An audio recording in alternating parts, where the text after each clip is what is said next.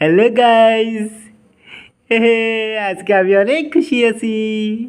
কারণ কি কন্ত আজকে আমার বাড়িতে বিয়ার নিমন্ত্রণ হয়েছে। টেন টেন বিয়া বাড়ি যামু, পাটা মাংস দিয়া খামু। পাটা মাংস দিয়া খামু, কি মজা। কিন্তু একটা সমস্যা হয়ে গেছে। হলাম একজনের নিমন্ত্রণ করে গেছে, এর নিগে বাবা আমার ঘরে আটকে রাখছে, আমার যাবে দিব না। বাবা তুমি কি আর আমার আটকে রাখা পারবা? আমি তো যাবই। কি কও?